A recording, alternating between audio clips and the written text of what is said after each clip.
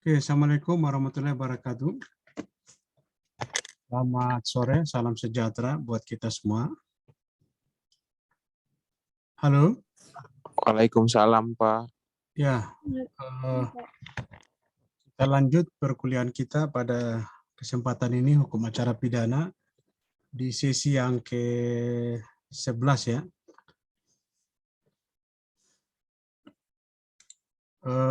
Topik kita pada saat ini ya, sesi 11 ini, kita udah bicara pada tahap proses ya pelimpahan perkara ke pengadilan, karena itu ada beberapa hal penting yang harus diketahui dalam kaitan dengan berperkara pidana di pengadilan negeri. Saya mencoba untuk kembali perhatikan lagi ini slide ya. Jadi kalau Anda melihat alur ini memang perkara pidana itu melalui tahapan-tahapan yang cukup panjang ya, mulai dari penyelidikan, penyidikan ya, pra penuntutan, terus penuntutan ya. Nah, saat ini kita sudah ada di sini kira-kira antara 7 dan 8 ya. Oke. Nah, saudara, oleh karena hukum pidana itu secara prinsip berbeda dengan hukum perdata, baik secara material maupun formilnya. Material dalam arti ketentuan-ketentuan atau aturan-aturan yang terkait dengan perbuatan-perbuatan yang dipidana ya, atau yang dikualifikasi sebagai perbuatan perdata itu berbeda sekali. Dan perbedaan yang paling mendasar juga itu dari aspek formilnya, tahapan penanganannya ya. Di beberapa pertemuan yang lalu saya sudah sempat sampaikan bahwa kalau perkara perdata itu seseorang yang merasa dirugikan secara keperdataan dia bisa langsung gugat ke pengadilan negeri ya. Nah, pra pengadilan sebelum ke pengadilan paling dia melakukan langkah-langkah non hukum, misalnya menyurat ya, kalau ada orang misalnya dilanggar hak keperdataannya, misalnya ingkar janji ya, utang piutang, dia paling menyurat ya, mensomasi ya. Nah, kalau tidak ada hasil langsung ke pengadilan. Tapi kalau pidana berbeda, perkara tidak bisa dilaporkan langsung ke pengadilan, harus melalui kepolisian yang berwenang. Nah, nanti polisi yang memproses ya, orang yang dirugikan hukum pidana dari sisi aspek pidana itu, dia lapor polisi, setelah itu ya polisi yang ngurus nanti, yang proses, yang menyidik, yang memeriksa, yang memanggil saksi-saksi, menyerahkan ke jaksa, jaksa ajukan ke pengadilan. Yang melapor itu sama sekali ya duduk manis saja ya. Nah, paling yang dia bisa lakukan, dia misalnya dalam tahap proses penyidikan itu dia melakukan supporting, misalnya mencari saksi, istilahnya menginformasikan ke kepolisian ya, berkaitan dengan pembuktian, misalnya saksi-saksi yang perlu diperiksa, surat-surat ya yang berkaitan dengan pembuktian, dari sisi itu saja ya. Tapi kalau perdata, nah karena tidak melalui instansi kepolisian, kejaksaan, nah yang bersangkutan harus mempersiapkan ya secara sendiri itu tanpa melibatkan polisi dan jaksa.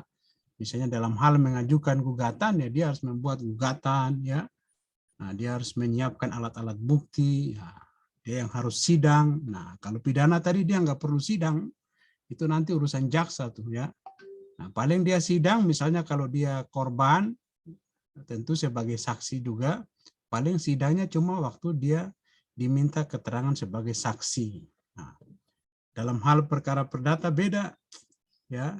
Nah, dia harus aktif ya, membuat gugatan, mengajukan, mencari bukti-bukti, mengajukan alat-alat bukti, mengikuti proses sidang sampai selesai ya. Termasuk nanti kalau ada upaya hukum, banding, kasasi, dia juga yang mengajukan upaya hukum. Nah, beda kalau pidana ya itu jaksa tuh ya. Nah, itu kira-kira sekedar review lagi perbedaan-perbedaan mendasar dari hukum perdata dengan hukum pidana, terutama dalam kaitan dengan aspek prosesnya ya, hukum acaranya. Bisa dimengerti sampai situ ya? Halo? Bisa, Pak. Oke, ya. Mudah-mudahan bisa disimak ya omongan saya nih. Saya harap jangan cuma nyalain aktifin Zoom-nya saja, tapi tolong dicermati betul nih ya. Oke. Nah, itu sebagai pengantar. Nah, karena itu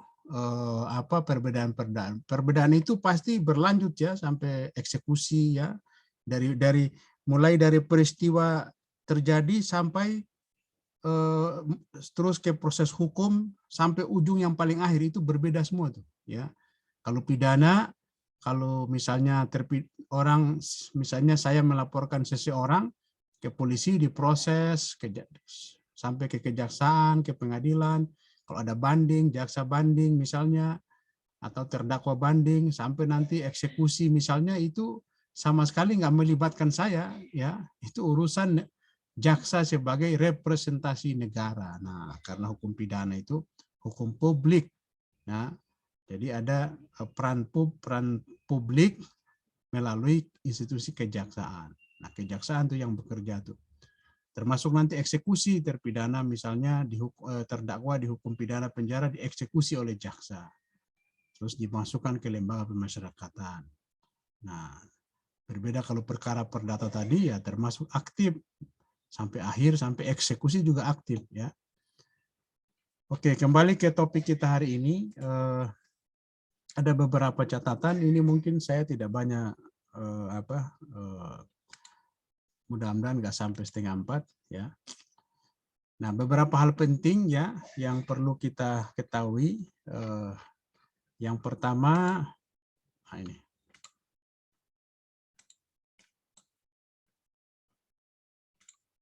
Dalam kaitan dengan kok ada yang bergeser ke sini.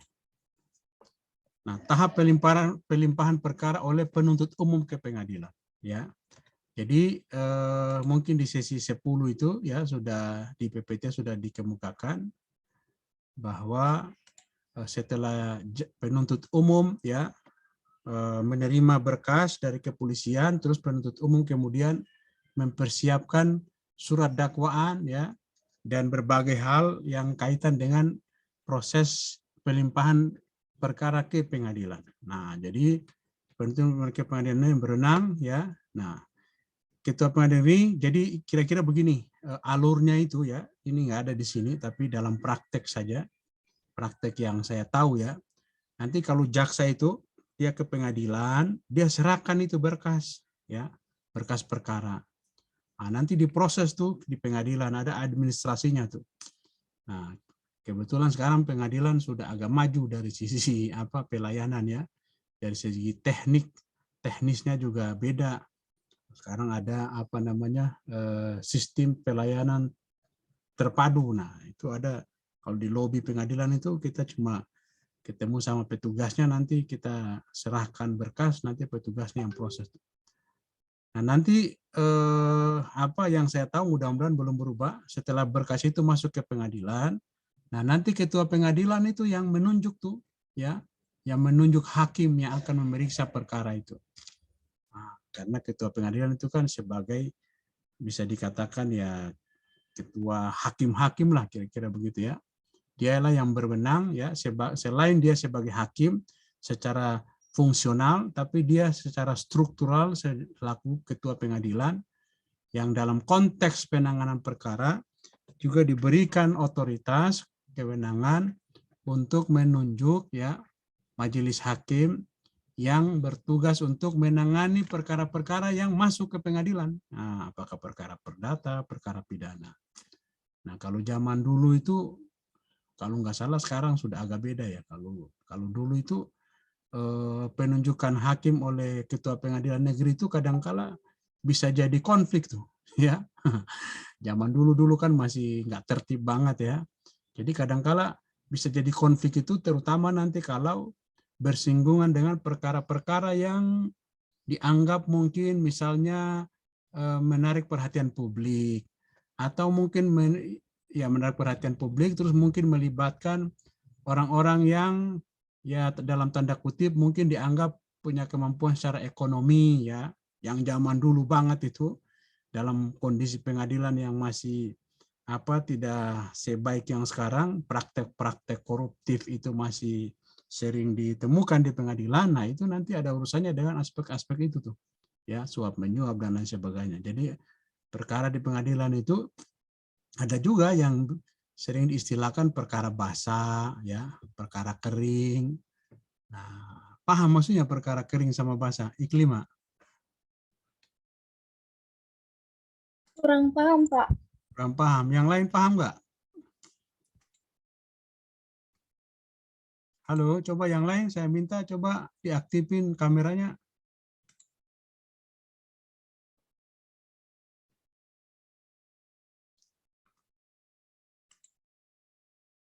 Gary mana Gary?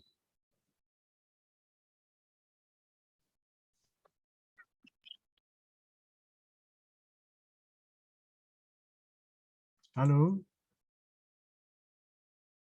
Ini pada dengar nggak ini? Saya ngomong-ngomong gini kan sayang sia-sia aja kalau nggak ada yang dengar. Halo, Lucky, coba Lucky Rahmawati.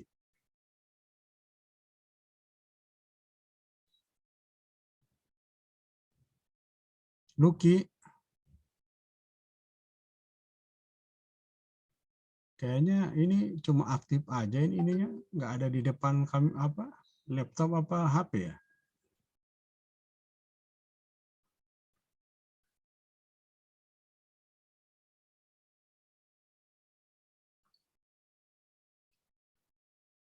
Ini tugas Iklima ini ya sebagai komandan.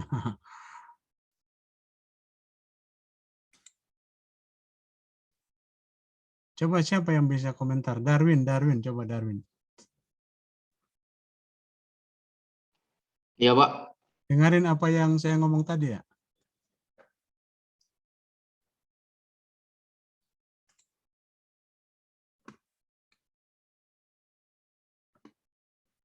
Putus-putus, Pak.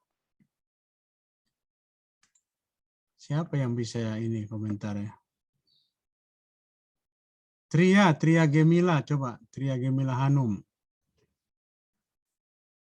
Iya, Pak. Dengarin nggak yang saya ngomong tadi? Maaf, Bapak, saya baru selesai sholat. Gary nih. Coba Gary Aditya Rizky.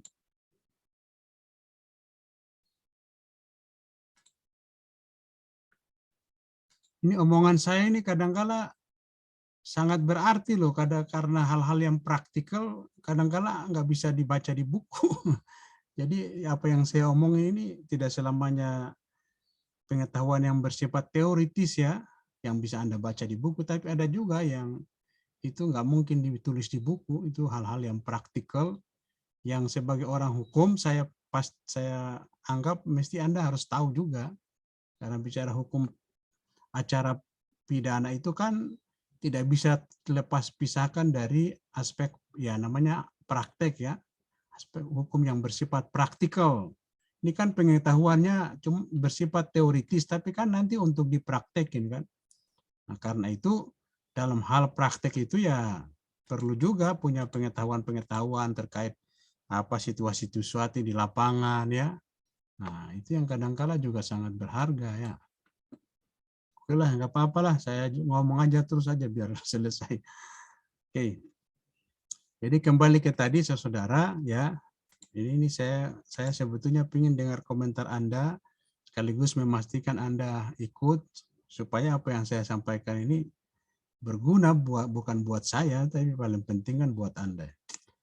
Oke, jadi kembali ke tadi ketua pengadilan ya menunjuk majelis hakim yang akan memeriksa dan mengadili perkara tersebut. Nah, kalau dulu yang saya katakan tadi, nah ini hal-hal yang sifatnya praktikal nih ya, yang terjadi di lapangan. Nah, dulu itu kadangkala penunjukan hakim itu kadangkala bisa menjadi semacam sumber konflik dalam arti bukan fisik ya, tapi konflik psikis, maksudnya bisa menimbulkan ketidaksukaan ya antara sesama hakim. Mungkin yang ini merasa dia kok lebih diperhatiin sama ketua pengadilan, yang ini kok kurang. Nah, itu kaitan dengan penunjukan-penunjukan terhadap untuk menangani perkara tuh. Karena apalagi kalau berhubungan dengan yang saya katakan tadi, perkara-perkara yang misalnya menarik perhatian publik. Terus kemudian misalnya dalam bahasa informal itu perkara basah, perkara kering. Perkara basah itu maksudnya kalau dalam konteks zaman dulu terutama yang budaya pengadilan itu masih masih tidak sebagus yang sekarang, di mana praktek koruptif pada zaman dulu itu ya, meskipun zaman sekarang masih ada juga, tapi masih lebih baik zaman sekarang. Zaman dulu praktek koruptif itu masih subur, di mana untuk memenangkan, untuk orang menang perkara di pengadilan itu kadangkala sangat berperan ya itu tadi hal-hal yang budaya-budaya suap tadi. Nah, sehingga kalau perkaranya itu melibatkan orang yang dianggap punya duit, nah itu nanti ada dampaknya tuh ya, maksudnya akan memberikan keuntungan secara ekonomi kepada hakim misalnya ya, meskipun nggak semua loh ya, tapi kan fenomena itu kan Anda masih bisa temukan sekarang juga, bisa dilihat di media massa. Nah, terus nanti jadi gini saudara ya, dalam sidang itu yang dari sisi pengadilan itu ada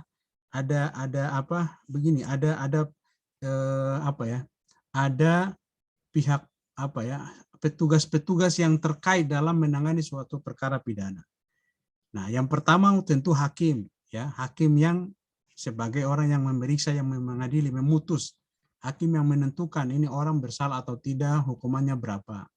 Yang kedua, petugas lainnya itu panitra namanya. Nah, panitra itu yang suka mencatat tuh ya.